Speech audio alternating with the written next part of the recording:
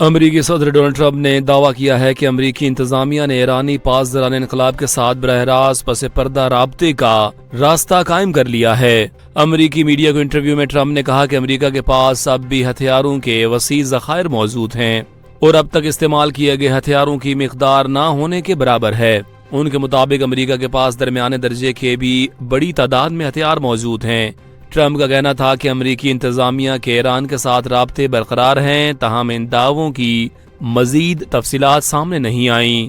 واضح رہے کہ اس سے قبل مئی میں بھی ٹرمپ نے عمان کو حملے کی دھمکی دی تھی۔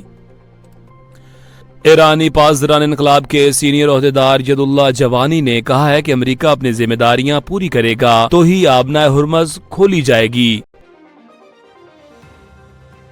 انہوں نے واضح کیا کہ آبنائے ہرمز کے انتظامات جنگ سے پہلے کی صورتحال پر واپس نہیں جائیں گے۔ ایرانی جنرل کے مطابق امریکہ، اسرائیل اور ان کے اتحادی آبنائے ہرمز کا کنٹرول ایران سے لینے میں ناکام رہے ہیں۔ ان کا کہنا تھا کہ آبنائے ہرمز کے معاملے پر ایران اور عمان کے درمیان بات چیت جاری ہے، جس کا مقصد جنگ کے حتمی خاتمے اور اس کے بعد کی صورتحال طے کرنا ہے۔ پاکستان اور ویلز کے درمیان ہاکی ورلڈ کپ کا سنسنی خیز مقابلہ 3-3 گول سے برابر ہو گیا۔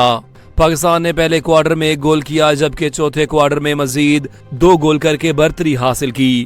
ویلز نے دوسرے کوارٹر میں 2 گول داغے اور آخری کوارٹر میں 1 اور گول کر کے مقابلہ برابر کر دیا۔ دونوں ٹیموں کی جانب سے آخری لمحات میں بھرپور کوشش کے باوجود کوئی فیصلہ کن گول نہ ہو سکا اور میچ ڈرا ہو گیا۔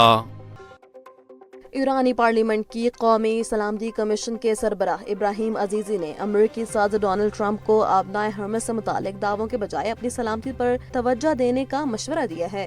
انہوں نے طنز کرتے ہوئے کہا ہے کہ ٹرمپ اپنی حفاظت کا سوچیں تاکہ دوبارہ انہیں فرار ہونے کے لیے کسی کیٹرنگ ٹرک میں نہ چھپنا پڑے۔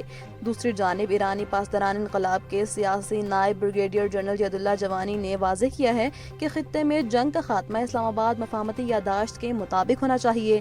انہوں نے مزید کہا کہ جب امریکہ MOU کے تحت اپنی تمام تر ذمہ داریاں پوری کرے گا تب ہی آبنائے ہرمز کھولی جائے گی اور اس کے انتظامات اب کبھی پہلے جیسی صورتحال پر واپس نہیں جائیں گے۔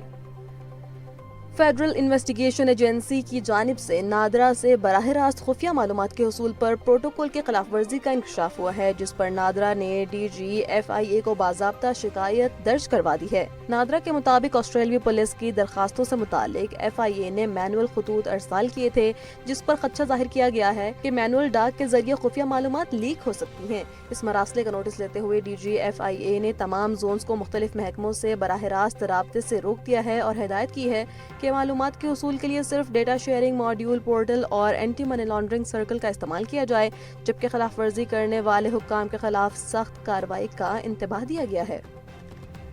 شمالی عراق میں کردستان ریجنل گورنمنٹ کے وزیر اعظم مسرور بارزانی کے دفتر کو 2 ڈرون سے نشانہ بنایا گیا ہے۔ کردستان ریجن سیکیورٹی کونسل کے مطابق یہ ڈرون حملے ایرانی حدود سے کیے گئے، تاہم خوش قسمتی سے ان میں کسی جانی نقصان کی اطلاع نہیں ملی۔ وزیر اعظم مسرور بارزانی نے حملے کی شدید مذمت کرتے ہوئے بتایا ہے کہ ان کے دفتر کے علاوہ ریجنل سیکیورٹی اور انٹیلیجنس ایجنسی کے سربراہ کی رہائش گاہ کو بھی نشانہ بنایا گیا ہے۔ انہوں نے ان اقدامات کو غیر ذمہ دارانہ اور ناقابل قبول قرار دیتے ہوئے کہا کہ ایسے حملے خطے کے امن، سلامتی اور استحکام کے لیے براہ راست بڑا خطرہ ہیں۔ وفاقی آئینی عدالت نے کارپوریٹ ٹیکس دہندگان کے حق میں اہم فیصلہ سناتے ہوئے سپر ٹیکس کے خلاف ٹیکس کریڈٹ کی ایڈجسٹمنٹ کو قانون کے مطابق جائز قرار دے دیا ہے۔ جسٹس عامر فاروق کی جانب سے تحریر کردہ 6 صفحات پر مشتمل تفصیلی فیصلے میں اسلام آباد ہائی کورٹ کے سابقہ فیصلے کو کالعدم قرار دیتے ہوئے نجی موبائل کمپنی کی اپیلیں منظور کر لی گئیں۔ عدالت نے واضح کیا کہ قانون کی دفعہ 168 کے تحت حاصل ٹیکس کریڈٹ ایک الگ قانونی حق ہے اور مالیاتی قوانین کی تعبیر ہمیشہ ٹیکس دہندہ کے فائدے اور سہولت کے پیش نظر ہونی چاہیے۔ اس کے ساتھ ہی عدالت نے فیڈرل بورڈ آف ریونیو کو ہدایت کی ہے کہ وہ کمپنی کے ایڈجسٹمنٹ دعوے کا قانون کے مطابق دوبارہ جائزہ لیں۔ ملک بھر میں مونسون کے آغاز کے بعد شدید بارشوں کا سلسلہ جاری ہے، جبکہ مختلف علاقوں میں سیلابی صورتحال بھی پیدا ہو چکی ہے۔ ایسی صورتحال میں اپنی اور اپنے اہل خانہ کی حفاظت کے لیے کن احتیاطی تدابیر پر عمل کرنا ضروری ہے، آئیے اس ڈاکومنٹری میں جانتے ہیں۔ پاکستان کے مختلف علاقے اس وقت شدید بارشوں اور سیلابی صورتحال سے دوچار ہیں۔ محکمہ موسمیات خبردار کر رہا ہے کہ یہ غیر معمولی بارشیں ماہ کے آخر تک جاری رہ سکتی ہیں۔ سیلاب ایک ایسی قدرتی آفت ہے جو لمحوں میں سب کچھ بہا کر لے جاتی ہے۔ زمین کا پانی سے بھر جانا، ندی نالوں کا اچانک ابل پڑنا اور نشیبی علاقوں میں طوفانی ریلوں کا آنا، سب مل کر صورتحال کو جان لیوا بنا دیتے ہیں۔ ایسے فلیش فلڈز اکثر رات کے وقت زیادہ مہلک ثابت ہوتے ہیں کیونکہ اندھیرے میں پانی کی گہرائی اور رفتار کا اندازہ لگانا تقریباً ناممکن ہوتا ہے۔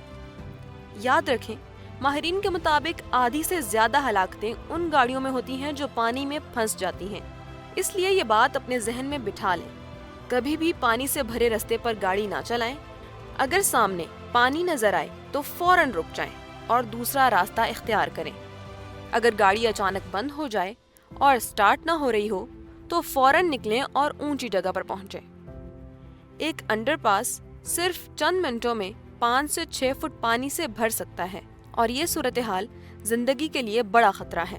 سیلاب کے دوران لازمی احتیاطی تدابیر: بارش، بجلی اور گرج چمک کے دوران ہمیشہ محتاط رہیں۔ ندی نالوں، کھائیوں اور برساتی پانی کے قریب نہ جائیں۔ یاد رکھیں، صرف 6 انچ بہتا پانی بھی کسی کو گرا سکتا ہے اور اپنے ساتھ بہا کر لے جا سکتا ہے۔ پیدل چلتے ہوئے، کھیلتے ہوئے یا تیراکی کرتے ہوئے پانی میں نہ اتریں۔ بچوں کو سختی سے منع کریں کہ وہ پانی کے قریب نہ جائیں کیونکہ ان کے اندر خطرے کا اندازہ لگانے کی صلاحیت بہت کم ہوتی ہے۔ اپنے گھر اور زندگی کے تحفظ کے لیے یہ اقدامات کریں۔ کم از کم 3 دن کا پینے کا صاف پانی، کھانے پینے کا سامان، torch, mobile power bank, first aid kit, نقدی اور 7 دن کی ضروری ادویات اپنے پاس رکھیں۔ گھر واپس لوٹتے وقت ارد گرد نظر ڈالیں کہ کہیں بجلی کی کھلی تاریں یا گیس کا رساؤ تو موجود نہیں۔ اگر گیس کی بو یا سیٹی جیسی آواز سنائی دے تو فوراً گھر خالی کر دیں اور متعلقہ اداروں کو اطلاع دیں۔ بجلی کے گرے ہوئے کھمبوں، پانی میں ڈوبی تاروں یا ٹوٹے ہوئے برقی آلات کے قریب نہ جائیں۔ پالتو جانوروں کو بھی پانی اور خطرناک مقامات سے دور رکھیں۔ سیلابی پانی میں ڈوبا ہوا یا آلودہ کھانا کسی صورت استعمال نہ کریں۔ جب شک ہو تو فوراً پھینک دیں۔ صرف صاف اور محفوظ پانی ہی پینے، کھانے اور روزمرہ استعمال کے لیے استعمال کریں۔ یاد رکھیں، آپ کی ایک چھوٹی سی احتیاط آپ کی اور آپ کے پیاروں کی زندگی بچا سکتی ہے۔ اپنے اہل خانہ کو سیلابی پانی سے دور رکھیں، حالات پر نظر رکھیں اور احتیاط کو اپنا اولین اصول بنائیں۔